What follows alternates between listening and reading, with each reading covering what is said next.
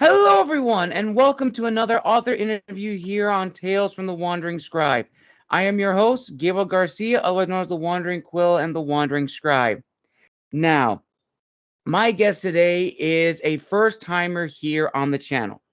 From the inner turmoil of a dwarven prospector to the adventures of a diminutive squirrel-rider, my guest's decades-long passion for writing fantasy literature has led him into many worlds and introduced many characters. He lives and works near the shores of Lake Huron, watching as his flock of sheep munch grass. He has had a varied career as a traveling storyteller and folklorist, a fiddler and singer, but these days he much prefers to stay put and write. And to tell us all about the Mind Lord and the other books he has written, let's give a huge round of applause to a first timer here on the channel, author Trae McMaken.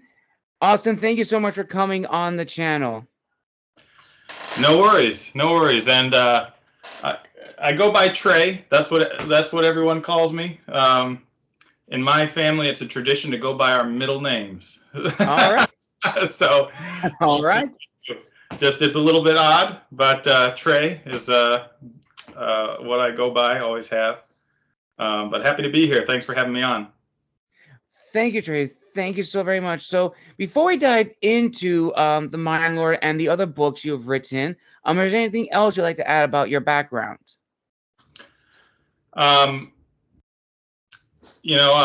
Started my adult life as a fiddle player, and a folklorist, and had always been writing throughout all of that. But these days, people have a hard time dragging me out to actually do performances, but I still enjoy writing, so that's what I'm doing a lot of these days. Nice. So when would you say is like the aha moment where you decide that you want to be a writer and become an author?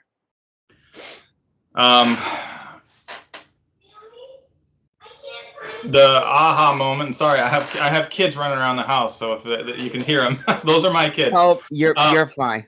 The aha moment. I couldn't even put a finger on it. I still have some of my first books that I wrote in notebooks. From when I was like 11 years old. I wanted to be an author growing up, and my first degree is in creative writing. I went on to get a number of other degrees over the years, but that was my first one. Wanted to be an author throughout my teen years and beyond. And so I couldn't even look back at one particular instance of, I want to be a writer, because it's something that's been with me as a kid. All right. So when you began your journey as an author and a writer, what was your first book that you began to write, and what can you tell us about that book? My first book, sorry, I didn't catch the very beginning. My first book. Okay, so the first book that you began writing that you published in your journey, and what can you tell us about it?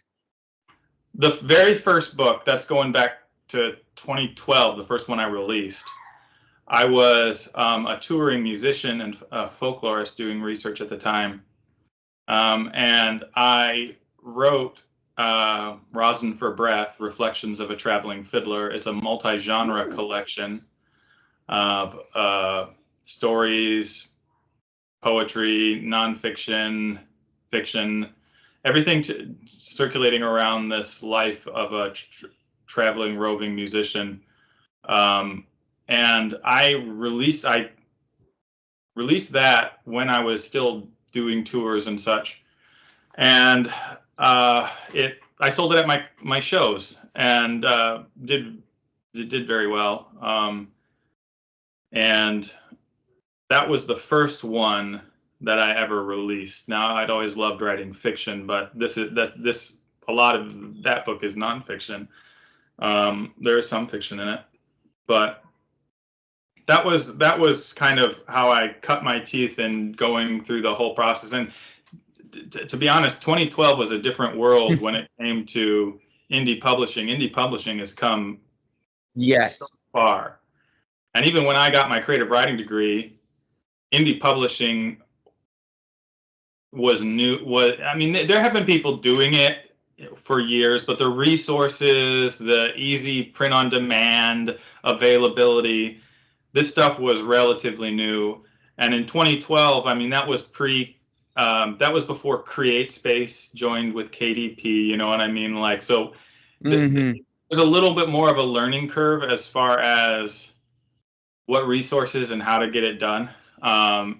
At the time, I mean, it was there were still resources, but I think today it's so streamlined. I feel like there's a lot of tools and a lot of assistance you can have to get things done. So fortunately, my brother, who's did some graphic design for the actual cover and everything like that, and we got it out. It was a really fun project, really great learning how to deal with like the printing side of it. But yeah, that was the first one, 2012, I believe. Yeah. Wow. And then from there, just going from the books behind you, you've written quite a lot of books, from the Mind Lore and a bunch of other fantasy stories that delve into like dwarven culture and so forth. So when you decided to go writing fantasy and that kind of fantasy, what was sort of the need or desire you want to satisfy for your readers? Um, the first full fantasy novel I wrote, I think I was 18. And I didn't release it for many years, and after rewriting it and everything like that. But I must have been 17 or 18 when I was working on that book, and my desire was I was in a reading slump, and I was like, I'm just going to try to write the book that I can't find.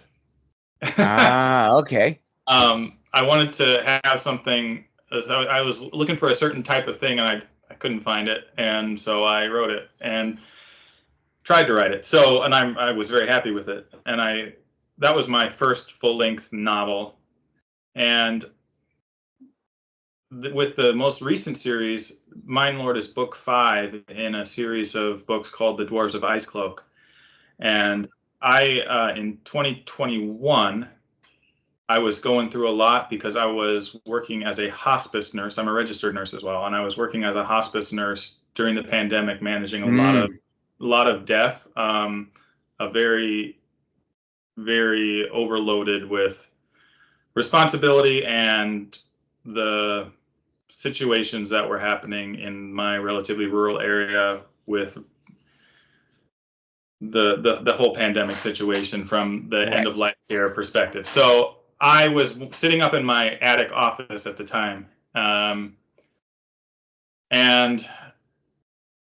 I just had this character pop into my head, and I really like dwarves in fantasy literature. Goes my dog. And I didn't feel like I had the stories I wanted. It's the same thing as when I was a kid, a teenager. I didn't think there were available the types of stories telling the sort of practical reality of what it would mean for dwarves to exist in the world or in a world. And so I I had this character of a dwarven prospector pop into my head, and what it would be like for a dwarven prospector in the wilderness, and how they would develop their mine and all of that. And so I started working on it, and I didn't know at the time that what it was gonna turn into. There's 5 main books and then a companion book, a 6th companion book for the series now. It's done very well. It's gotten pretty popular. And that was, again, it was just me trying to tell a story that I wanted to experience, but didn't necessarily think existed. All right, nice. So then, with that book, and of course the rest in the series, what is your promise that you're making to a reader who's picking up your book for the very first time? Well, I think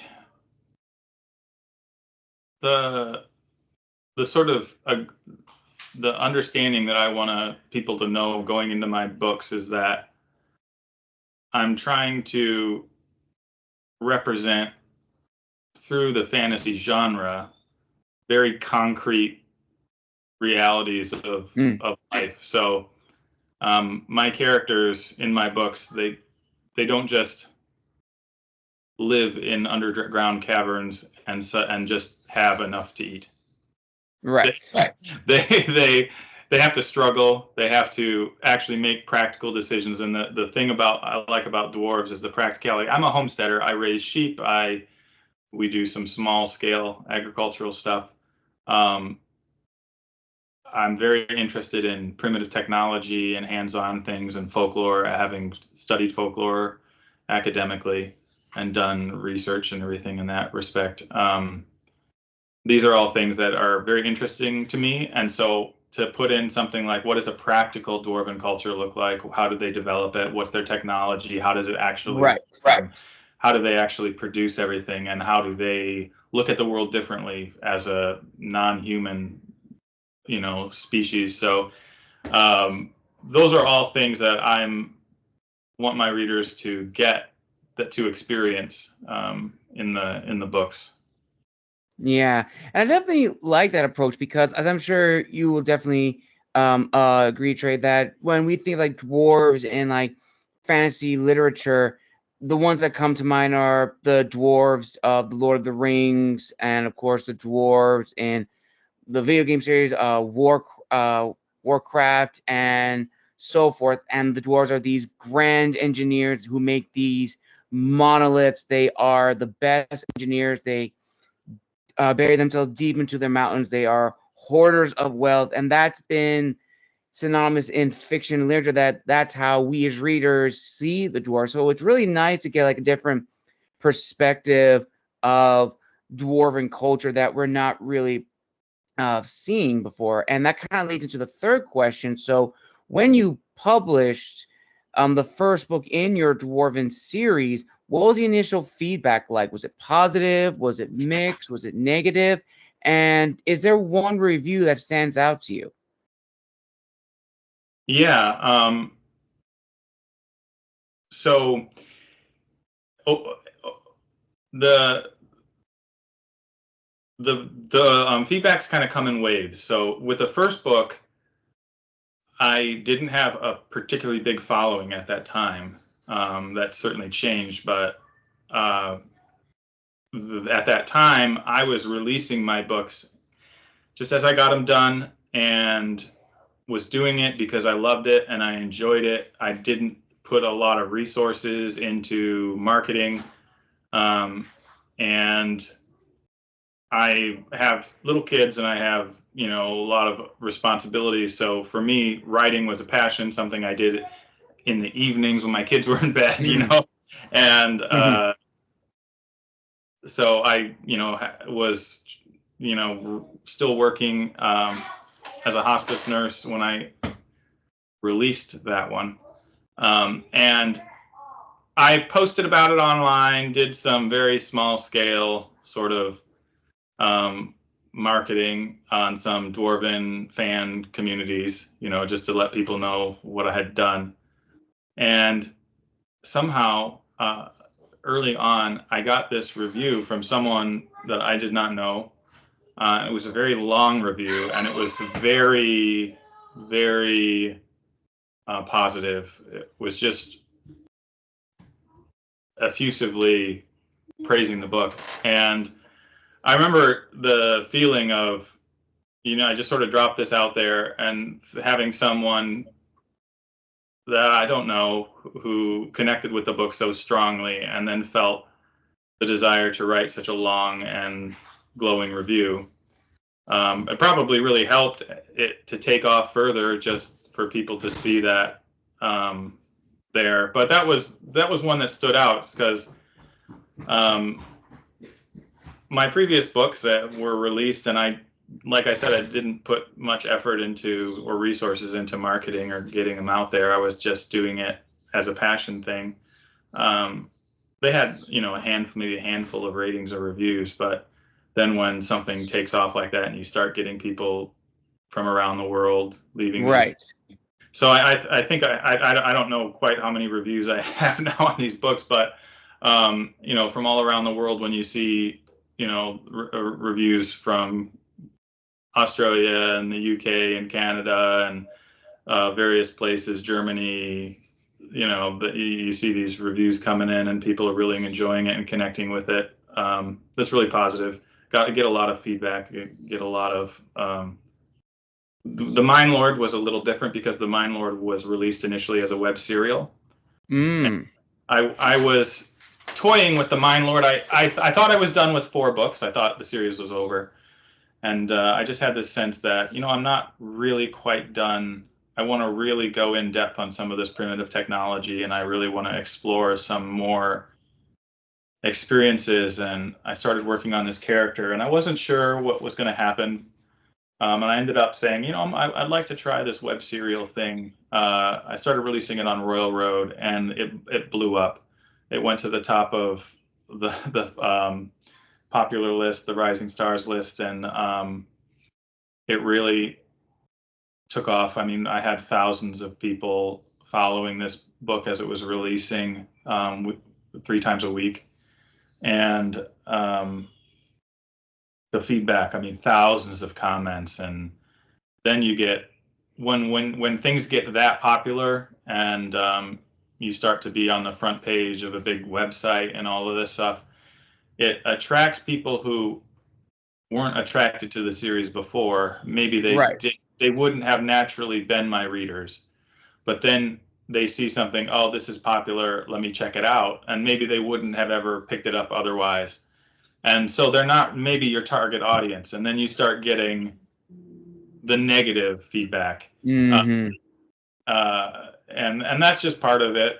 So the Mine Lord had cost a lot of passion. I mean, it's still very high ranked on Royal Road. I think it's completed now in their completed list, but that was a really mixed. I mean, when you have thousands of people, and maybe even if you have 5,000 people following us, as followers of a story or whatnot, and maybe 10% of them are really angry and vocal, that feels like a lot.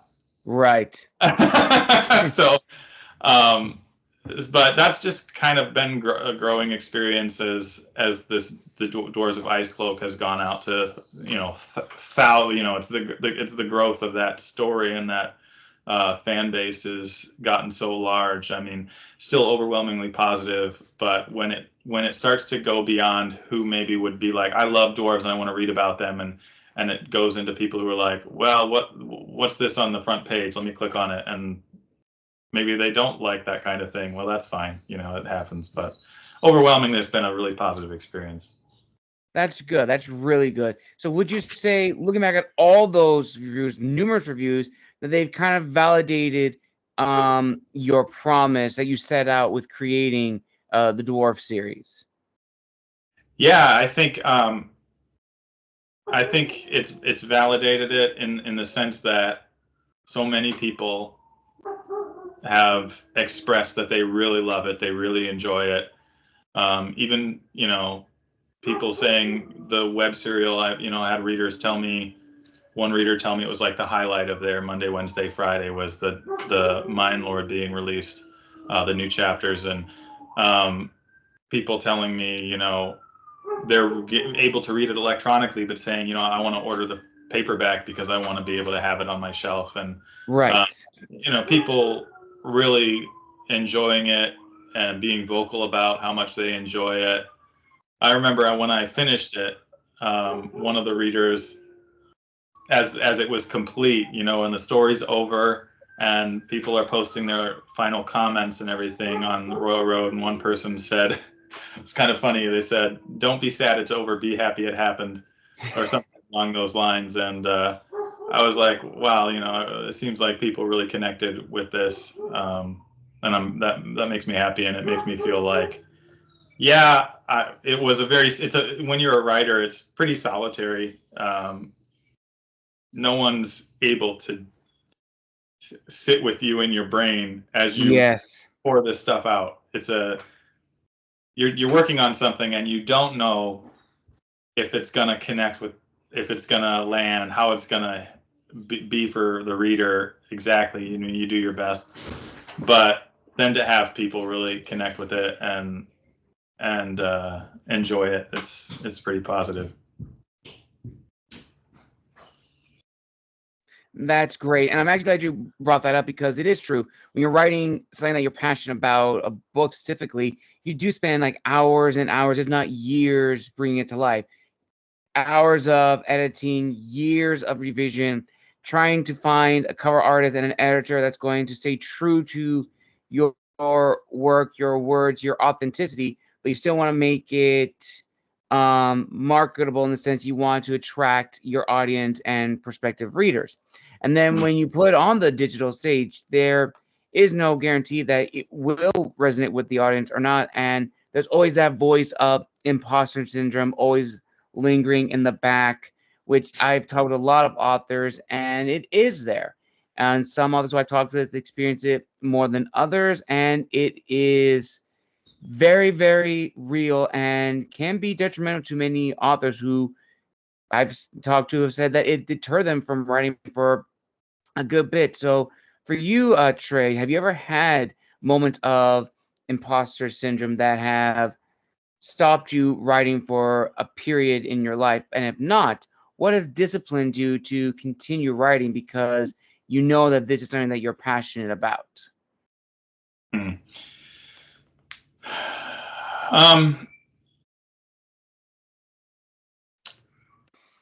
To some degree, my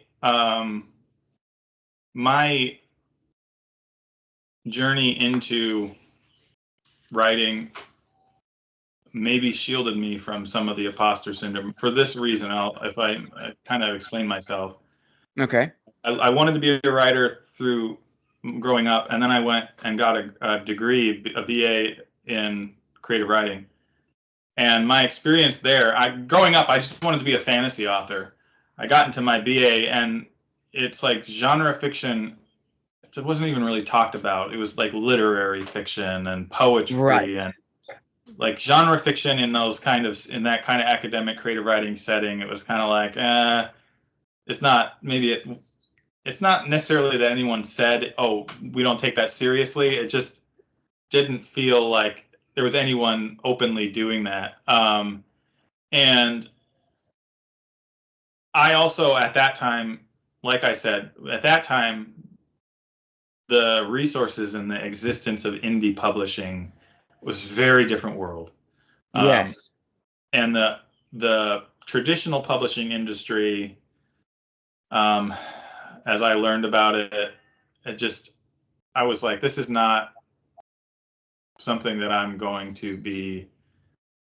I didn't even see any future there. And I've been, since I was a kid, I was a traditional fiddle player, and I was with a mentor of mine who was a Scottish fiddle player at some point in those years.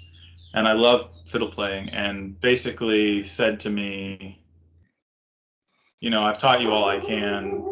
You're good enough to make a living at this. You need to just go to Europe and play your way through Europe on the streets. And once you find out that you can survive playing the fiddle and not starve, you'll be okay. Right.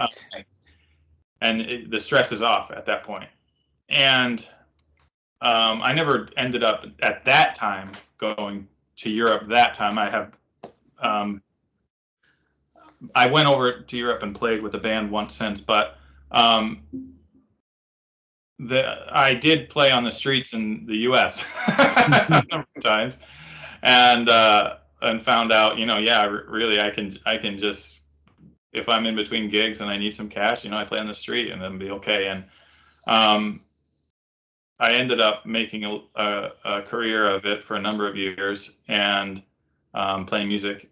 And I probably suffered more from imposter syndrome doing that than I did writing. Okay. through all the years, I still enjoyed writing, was working on projects, and then I got married and had kids, and the being on the road and scraping by as a musician is fine when it's just you, but it doesn't really work for a family. So I ended up getting my registered nursing license and working as a nurse. And I just kept writing and working on my stories because I enjoyed it and I wanted to get them out there. And I would have kept doing it even if I wasn't having readers. That wasn't the drive necessarily a deal breaker for me. If no one read it, I would still be doing it for myself and my own love of it. And I did for years and years. That's what I was doing. When people read it, that was great, but it was something I needed to do. And so I still, the imposter syndrome never really stopped me from writing because I wasn't trying to be anything in particular. The bigger challenge is now that there are so many people following my work. The struggle isn't imposter syndrome. The struggle is the desire to start releasing under a pen name so that people don't know it's me. Ah, okay. Whether I'll even want my next story if it's very different from I've toyed around with some projects. One of them very, very different from what I've been working on previously, and I was thinking, and I talked to my wife about it, maybe I'll just release this under a pen name. It's not a big deal if it doesn't get popular, but the attention is something that I'm learning to deal with. The fact that even if I release a book that's totally different, there's people who are just going to buy it just because I released it. And that's a little weird, and that's something that is harder for me to deal with than feeling like an imposter is having that kind of attention on what I'm doing, and the heightened feedback and sense of critique that comes with that. It's almost for me more enjoyable to be working on a project when there is no pressure that it be anything. It's just whatever I want it to be, and if no one reads it, that's fine. That's honestly true, and that actually brings up a really good discussion, which we'll talk about later in the interview, which is the long-term goals of being a writer, which there are two, but we'll go into those later because now we're going to go into the business side of being an author, which I think is really, really important.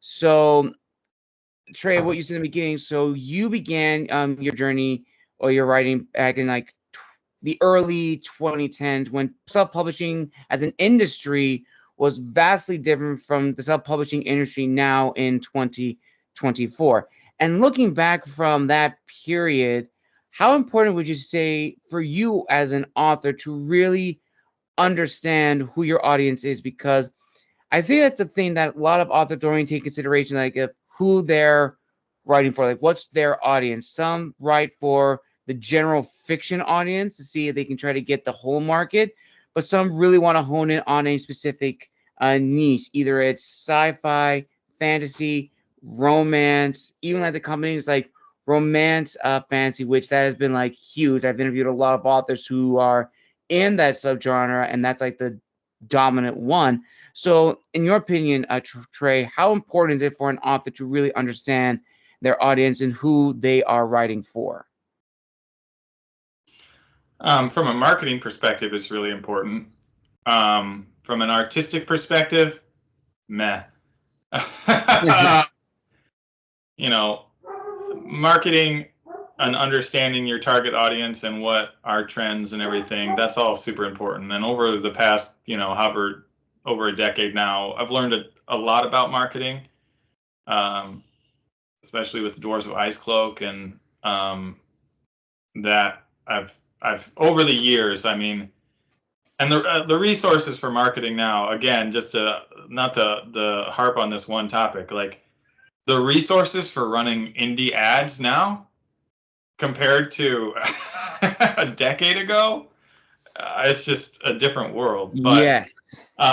So when it comes to marketing, it's super important to understand your target audience and your niche and how to deliver an ad to them and make them aware of what you have and make that enticing. That's all very important for selling books and completely different from writing a book. Right. And it's completely different from writing a good story, and it's completely different from maybe not completely different, because in a way your advertising is selling a narrative. It's a different type of narrative, but it's an idea. You're selling an idea of a product to someone. But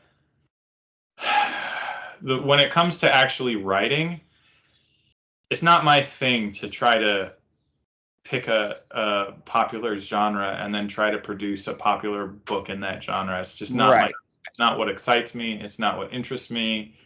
The genre for like super realistic dwarven fantasy, talking about how to make a clay kiln or a charcoal kiln and all this primitive technology. It's not like I went and thought, oh, there's a market for this. To some degree, I knew that there was a market for dwarven stories insofar as there weren't a lot of them, and I wanted something that I didn't see in the market, and maybe someone else did too. But the reality is, if you really like something, there's probably other people who really like it. Definitely, 100%.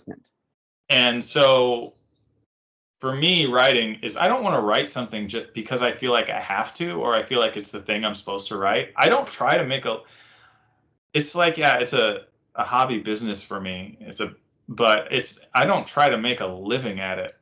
I learned really the hard way with my music. I did make a living at it for a period of time, and I almost lost my love of it. Okay. Having to pursue this as a job and all the business side of things and everything that went into being a professional in music and folklore. By the time I stopped, I barely wanted to play music at all. And I'm still rediscovering and trying to reconnect with my previous love of music. And I still play, but that did a lot of violence to my innate passion, trying to monetize that. I do not want that to happen with my writing. And so I'm not gonna go, oh yeah, romantasy, right? Is that huge genre right now. It's really pop, and I could probably make money if I wanted to write it. And I do write romance within my books, but I'm not really in that genre, and I don't know. Even if I did, I would only want to do it if I really wanted to write that story. And I do have some romantic type stories that I want to write, and projects I want to do, but I'm not like trying to fit the conventions of any of that genre, and I'm not trying to do it because that's the hot thing. It's got to be what I want to do, and if I don't enjoy it and I'm not passionate about it, I'm not gonna. It's a waste of time to me. It's not. I don't need to prove myself as an author, and I don't. No, nothing's riding on it for me. I would feel really differently if I was like, I just want to make my living writing. But I've learned the hard way that I actually don't want to make my living or with my art unless it's something that is very organic to what I like to do. I don't want to force it, and I don't want to make it into a mercenary passion, because that really hurts my enjoyment of things, and I want to come to the end of my life still enjoying writing. So it's just not my approach. I get it though. If it's like I want to make a career, I'm gonna go into a hot genre and try to write and manage the conventions of that genre. There's nothing wrong with that. Right. It's just not my approach. And absolutely, Trey. And that's actually one of the most original opposite answers I've gone to this question. And that leads me to wanting to ask you the next ones later, but I'm going to say those towards the end because I really want to hear your thoughts on it. So now the next one in the business section is one I've always been fascinated of and really am now taking consideration, which is reading in your genre, which with a lot of us who I've interviewed, they said if you want to go into like the fantasy, science fiction, romance, whatever, it's always best to read the authors in that category to see how they approach the genre, whether it's like George R. R. Martin, J.K. Rowling for the fantasy fiction or whatever. It is really interesting to understand, how they approach the genre and what we can take away from as readers. And for you, Trae, you've mentioned that at the time there was not a lot of market for like dwarven fantasy or dwarven fiction. So what authors and books would you say have really helped you craft your story, your world building, and your characters to make them feel fresh and organic? Yeah, so wasn't a huge market. I mean, the most popular of the dwarven books really is the Marcus Heights series. It was originally written in German. It's translated into English, and people like it. I've never read it. When when I got interested in writing the dwarves books, I was like, I could kind of tell a little bit about what it was about, and that it wasn't exactly the same series about mine. But then I was like, when I decided I'm going to write this, I just got so focused on writing what I wanted to, I wasn't going to read in particular dwarven stories. I didn't want to all in my head. However, I'm a reader of the fantasy genre. For example, I've been reading the Dark Prophet series. The main character is a dwarf. It's not really a dwarven series, and it plays a whole lot on like classic D&D type tropes. Okay. A lot of the dwarf literature that exists is heavily influenced by like D&D dwarves and the classic kind of almost like sword and sorcery type influence, maybe, whether or not that's the right terminology. But that's not really the direction I was going in. So I am a reader of fantasy. I try to read both classics and what's currently popular. So I tried as cozy fantasy a couple years ago, started getting big, and I read, I try to keep abreast of what people are recommending. So whether it's, the Broken Earth trilogy recently, to the Dark Prophet series, which I believe started as indie, to Legends and Lattes also began as life as an indie book, I believe. Right. Lit RPG blew up a year or two ago. At least it entered my radar a couple years ago. And I didn't think I'd like it, but I wanted to explore it, and so I read some highly recommended examples of that and found, hey, I get it. I actually do enjoy it. I don't necessarily read a ton of it, but I'm glad that I got into the series that I got into.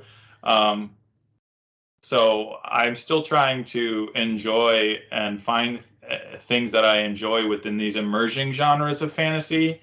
Right. But I'm rooted in the classics. I love classic fantasy, whether that's Tolkien, Lewis, probably one of my favorite authors, George MacDonald. I'm a lot of background as a folklorist, so I'm actually really, really into the deeper folklore roots of the fantasy genre, whether that's through fairy tale or whether it's through I'm aware of the folklore roots of dwarves from my studies in academic folklore and the history of folklore concepts such as dwarves, and so all of that is part of the constellation of what I'm into. I read to my kids pretty much every night where we don't have some kind of activity. I read fantasy books to my kids. All right. And so we've read this, I've read to them the Hobbit and the entire Lord of the Rings, all of Narnia, Wow. the Neverending Story, some George MacDonald books, The Princess and the Goblin, The Princess and Curdie. Right now we're in the Archives of Anthropos, Book 1. So I read to them. So I revisit a lot of classics, from my childhood that I get to enjoy again with them. It's so much fun to read to my kids because, I snuck my phone out as I was getting to when Gandalf returns and they see Gandalf and Fangorn. My kids didn't know that Gandalf was going to come back. And so like being able to record their reaction to that as we got there was a lot of fun. So yeah, I get to re-experience some of those books through them. So I definitely think it's important to read in your genre. Because if you don't like the genre, why write in it? Write it. So it's I'm all the back to like, this is something I do for enjoyment. Absolutely. Absolutely. And I think it is like important to like, if you're going to write in whatever genre you're going to write in, you should at least read the stories and find enjoyment. Because if you don't find enjoyment like in the genre, then your writing's not going to resonate. Your readers are going to figure out, they're going to pick things up in your writing that they're going to know, like, this isn't how he normally writes. It then leads into the second to last question of the business side, which is, how well would you say you know your readers from when you started with the Dwarven series and even like your first book that you ever got published to now looking back with all the books you've written and published and everything that you're writing down so far? How well do I know my readers?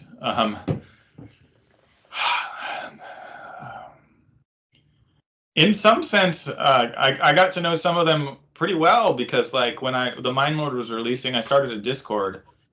I don't know how many people, maybe 50, 60 people, 40, 50, 60 people joined that Discord. And I got to have lots of conversations with them, folk, from Portugal, Spain, South America, wherever people are from, and experience them, the UK, and get to have conversations with them and find out like what their interests are, what some of their background is, and them asking me questions and everything like that, and have that little community that built up during the release. I mean, I'm not actively releasing anything right now. I released 2 titles in March, and I haven't released anything since then. Not that fast, but that community that was built up around the release of the Mind Lord was really fun to get to know, to actually get to chat with people consistently and have people chatting with each other and being a part of that was really cool. So in that sense, I've got to know my readers better. It's still always a little bit, you always sometimes feel like, wow, that people really like this. And there's a whole bunch of people who kind of had similar interests and enjoyed what I was interested in. And that's kind of wild. So in the sense of, know my readers is, in order to know the readers that read my stuff, in a sense, they've got to be interested in some of the same things I am. Right. So if they're not, they probably aren't reading my books. So it's always mysterious. I have people who are, elderly who are reading my books, and I think to myself, I never would have imagined that an elderly woman from some, the UK or something, somewhere is like connecting with my book about fantasy dwarves. It's just not my normal mental picture. I grew up you know, in the 90s and early 2000s, and fantasy was still pretty geeky, pretty nerdy. You know what I mean? It wasn't exactly mainstream in the way that it is now.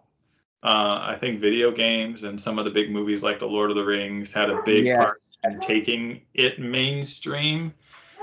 And now there's such a big audience for fantasy. I mean, and the Game of Thrones did it even more, took it mainstream in a way that I don't think it was before. But so I'm surprised, like, because sometimes you think of fantasy as like, growing up, it was always like guys my age who were into fantasy stuff. And that's not the genre anymore. The genre is just big. And it's so diverse, and the readers are diverse, and it's really cool to realize that it's connecting with so many different people. And to some degree, it's just a matter of not their demographics so much as they're interested in similar things, and you can have the shared interest and enjoy the shared stories with people from such diverse backgrounds. It's pretty awesome. Definitely, 100%. And I know the exact same feeling when I actually started my first book, which was a mix of, it was kind of one of those books that really didn't belong to one particular genre. It had elements of fantasy, had elements of sci-fi, had elements of history, and I just put it out there. And people from those three genres and even outside of three genres found enjoyment of it. And yeah, as you said, like, my audience is like, it's a mixed bag, and that is, I think, really, really cool, where you have people from different backgrounds in like the genres that they like enjoying a work that they typically wouldn't read, but they still found enjoyment of it, which I think at the end of the day, that's what an author wants, is to tell a good story that's going to resonate with his or her audience, and just tell a good story nonetheless. And that kind of goes back to the beginning thing, which talked about for you, Trae. You said that you write solely for a hobby and as a passion, because this is your passion. Initially, you did not want to uh, be commercial about your passion, because you didn't want to have your passion for writing die later on. You want it to still be an enjoyment. And I think that definitely comes from, again, the two goals that I think every author really needs to consider. It's like, what is their long-term goals being an author? And this now leads into a very interesting question, which I am really curious to hear your thoughts, is, so a year ago, I had an author on the show. Her name was Natalie Wright, author of Season of the Dragon. And when we talked, she explained that that was her 7th book, as opposed to my assumption that was her first book. And she dropped a pearl of wisdom that I have been talking with a lot of authors on the channel, which I'm really eager to hear, which is, the biggest lie an author can believe, a new author can believe, is that their debut novel is going to be an overnight success. Now, I've met authors that are opposite to that claim. I've had an author on the show named Andy Peliquin, whose first novel skyrocketed to winning awards, and he was able to make a living off of it and be able to write 3 more series of books. But on the offside, you have those authors who, they rise, then they fall, they rise, and then they fall, and then that voice of imposter syndrome comes back. And that stems from your long-term goals. Are you writing solely to make money off of this? Or are you writing solely for passion, that this is your passion? So in your opinion, Trae, how important is it for authors to really understand that there is no guarantee that your book's going to be an overnight success, and it is important to understand what your long-term goals are, and whatever your goals are, it should not deter you from writing if writing and being an author is truly your passion? Yeah. I'm going to answer this question. Give me just a second to deal with my dog. Oh, no worries.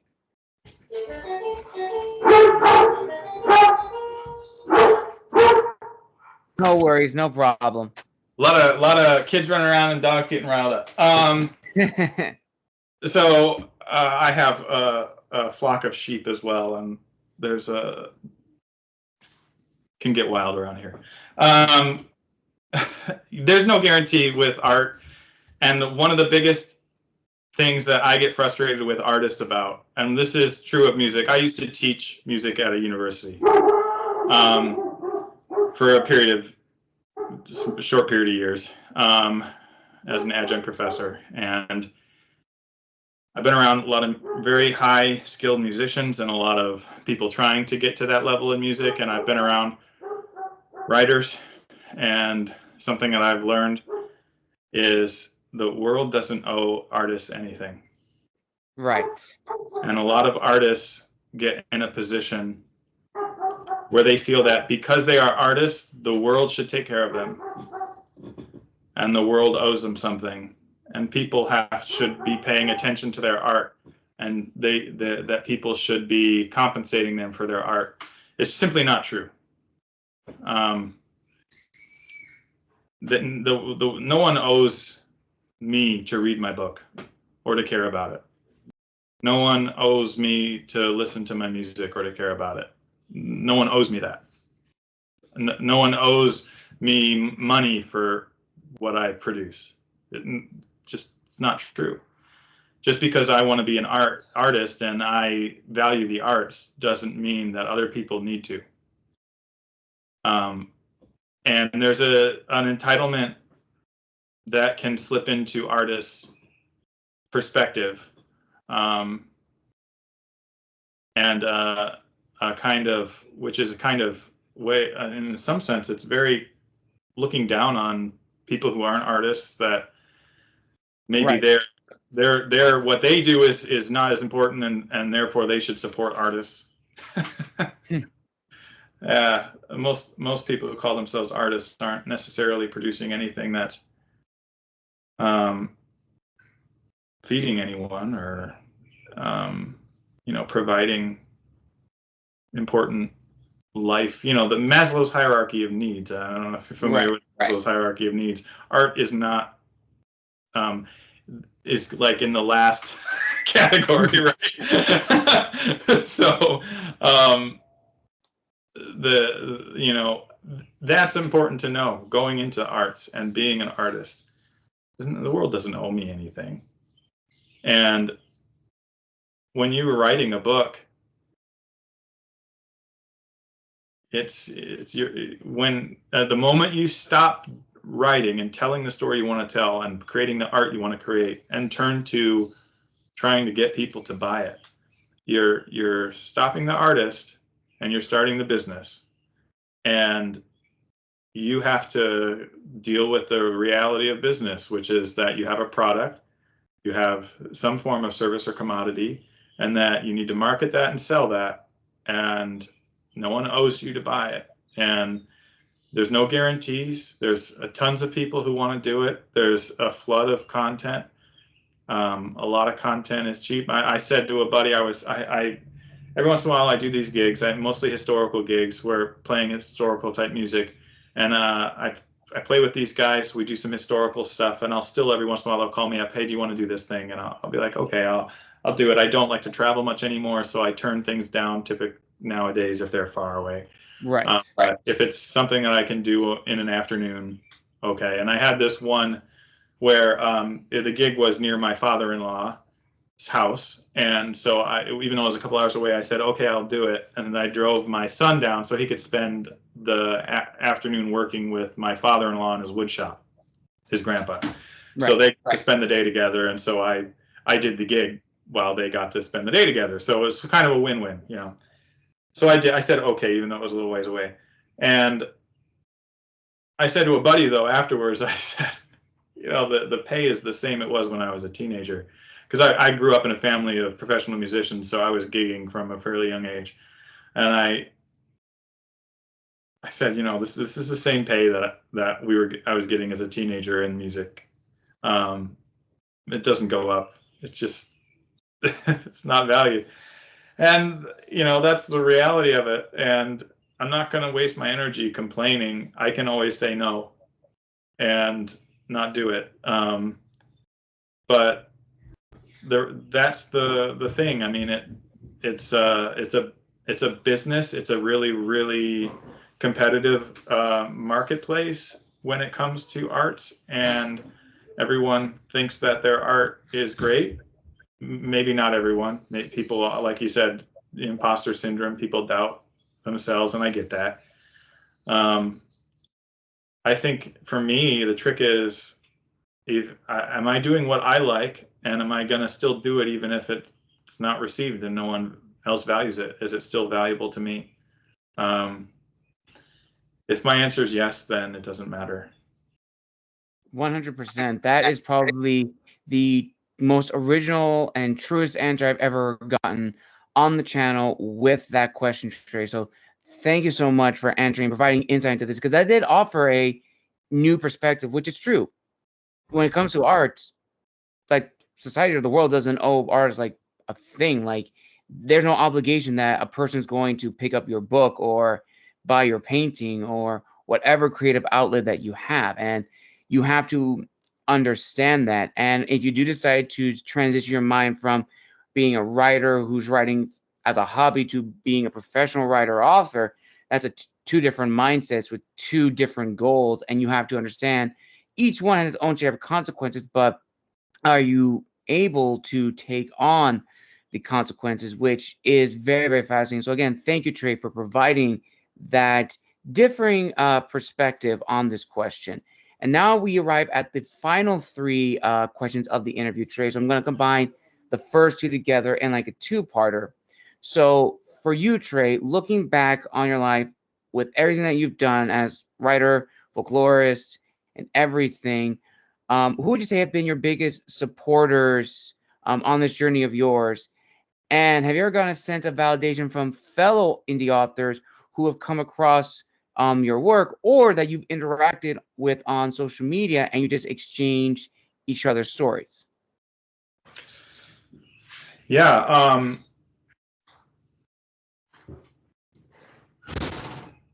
My biggest supporter is my wife.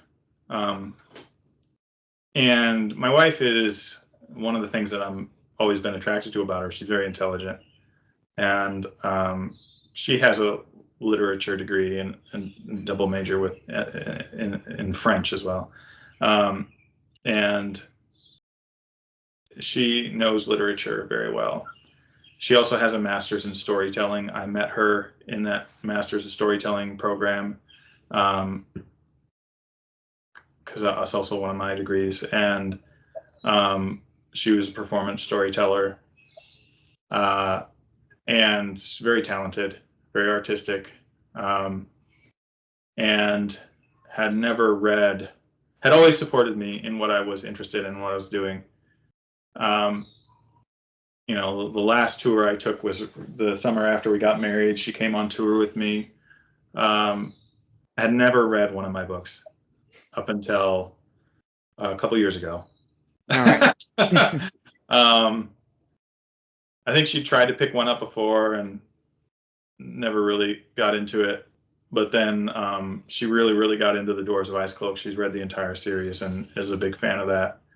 But even if she wasn't a big fan of The Dwarves of Icecloak and didn't like those books, I mean, she's always been a huge encouragement and supported me being interested in and taking the time to write. So definitely my wife as far as supporters. As far as other indie authors, I've made like a friend who's has released a book or two. We met. He actually had read one of the Dwarves of Icecloak book, the first one at least I think, and had left a review. And we had ended up connecting on Goodreads, and then talking on Discord, and chatting about projects. And I've had another author recently reach out to me and chat with me about what I was working on. So that does happen a little bit. People reach out to me fairly often, whether readers or occasionally another author. My book right now is in the self-published fantasy blog off number 10 contest right now. SPIFBO, I think is how people say it. All right. And so that's interesting. But I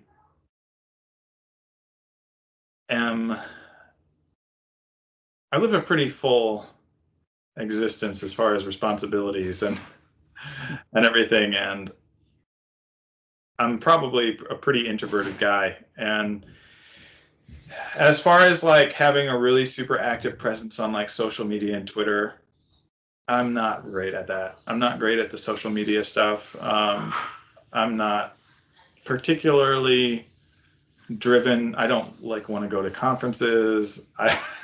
Right. I don't sell my books in person. I don't keep even copies around to sell in person. Not since I was on tour, and it's just not something that I spend a lot of energy on. I've always, when I was in undergrad, creative writing major, I had this this professor, fiction professor, and we had to write our stuff. And there were like, what, 20 people in the class, something like that. And we had to sit there. You turned in your stuff, and it was distributed to the entire class. The entire class Right. understood your stuff. And then you had to sit there while the entire class critiqued it, and you weren't allowed to speak. Oh no, I don't think I could ever do that. And this was the standard way that your work was critiqued in that class, and in other kind of more or less similar in other classes in that program. And if you tried to defend your work in any way, you were told to be quiet, and you had to listen as your readers reacted to what you had written. And the logic is, you aren't there with your readers while they're reading. You don't get to defend your work. If you didn't write it, it doesn't matter. So That's true. I also, going through a program where everyone was trying to be a writer, and I had a writing group at that time in college. I mean, this is years and years ago, but since then, I try to not, like on Royal Road, I'm getting thousands of comments on these chapter releases. I think it's over 4,000 comments now that have been commented on the 80 chapters of the Mind Lord or something like that. So there's a lot of comments coming in, and some people arguing with each other or saying things to me, and I try not to engage. I don't like engage in that stuff, because if I'm not writing it in the book, I don't necessarily feel like defending what I'm doing. And anytime one person likes something, another person is going to dislike it. So again, you have to kind of be true to what you want to do, and trust that what you want to do is reasonable and good if you enjoy it. So, and good in the sense of not morally, but you have to trust your instincts as a storyteller to some degree, because you can't write a good story by committee. And so I don't spend a lot of time trying to discuss my work with people. I try to help people if I can, to a certain extent. I'm not necessarily sharing the breakdown of how I'm doing all my advertising and everything like that in detail. Right. I'm always happy to talk to people, but it's not something I'm going out of my way to Right. to engage. The Spiffbo community is huge, and the people are, there seems like there's a lot of extroverts in that community, of authors, or maybe just people really eager to talk about stuff. And I'm like, wow, good, that's awesome, good for them, and I'm glad that community exists. I don't have a particular drive to be out there engaging in a lot of stuff. So I'm shearing sheep right now.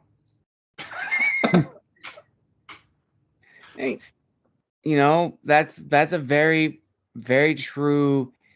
Everything you just said is very, very true. And honestly, it's been a very different answer that I've gotten on the channel, but I love having that. I love having different perspectives for these questions, which then kind of leads into the final question of the interview, Trae. And I think you may have already answered it in your previous comment, but what would be your word of wisdom to future authors who are listening and watching this video?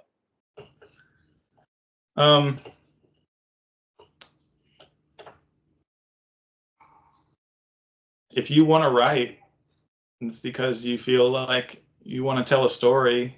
Tell the story you want to tell, even if it's never going to be read. Tell it how you want to tell it. If you can't do this for accolades, or I mean, you can try. I mean, but you do it for money. I mean, you'll make more money putting the time in working at McDonald's than you'll get time-wise, unless, like, by all odds, people say, how realistic is it to make a living off of writing? And I'm like, well, it's about as realistic as becoming a rock star.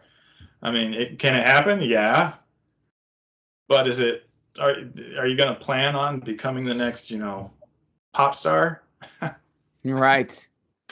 Like, you can try. I mean, go ahead. I mean, if that's your driving passion, be smart about it. But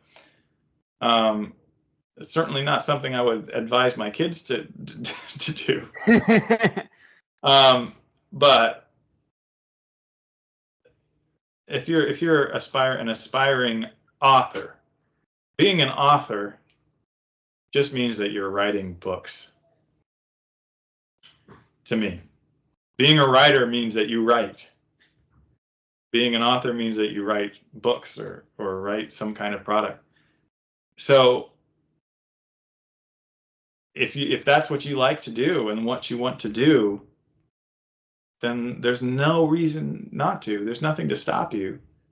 You're only stopping yourself. If it's the idea of an audience that's stopping you, then is it that you really want to write, or is that you really want to be known as a writer? Do you want to be known as an author or known as a writer, or do you actually want to be a writer? Because if you really want to be a writer, there's no reason. I mean, you can get a laptop, a Chromebook for like, $199 off of Amazon and write. I mean, right. That's honestly true. If you want to. There's no like barrier of entry to writing. But if you don't want to write because you don't think people are going to read it, you probably don't want to write hard enough to actually garner a readership. That is probably, I will dare say, probably in the top 10 of the best answers to this question. And I loved what you just said, whereas, do you want to be an author or do you want to be known as an author? Because that is very, very true. If you want to be an author, there is nothing stopping you from just writing on a notepad or typing it up on a computer. But if you want to be known as an author, that's a very different thing with a very different set of goals, which you do have to do the research, do the marketing, do the business side, because that's a different mindset. Whichever one you decide to do, you can do it. There's no one stopping you. You just have to understand if that is truly what you want to do. And if you know honestly what you're going to do, you're going to be set. And with that, I think this is a perfect way to end this amazing and thought-provoking interview. Thank you, viewers and listeners, for joining us today. And I also want to thank our guest, Trae, for coming on the show. Trae, thank you so much for being on the show. It really means a lot. And before we end, where can people find and engage with you on social media? And where can people sign up for your newsletter and find copies of your books? Yeah, I have wide distribution, so my books can be gotten from most online outlets. Most of my books are in KU, so they are just on Kindle, Kindle Unlimited. Paperbacks are available all over the place. Amazon, And the Mine Lord, which you don't have to have read the rest of the series to read the Mine Lord, that is on Royal Road. It's currently in the, I think, the very high in the completed list, but you can just search Mine Lord on Royal Road to get that. I'm on Facebook. I have a Facebook author page. If I have big announcements there, I put them up there. The audiobooks for the entire series are in production. So hopefully those will be out before the world freezes over. No, but hopefully this year. But we'll see. I don't know when. And I have a website, traemcmaken.com, TraeMcmaken.com. I have a newsletter there. Occasionally, if there's a big announcement, I'm not one of these people who are just blasting social media just to keep things up. But I have a Discord as well. And if you reach out to me on Facebook or something, I'll drop you the link to the Discord. So you can come and chat if you want to. I will link all those down below in the description of this video. Thank you again, viewers, for joining us today. And again, thank you to our guest, Trae, for coming on the show. Trae, thank you so very much. You've been an amazing guest. And hopefully I can have you on again for our second interview to talk about your other books in the series. Until next time, viewers, this has been The Wandering Scribe and The Wandering Quill signing out. Make sure to like and subscribe and comment down below. And we'll see you all next week. Have a wonderful day.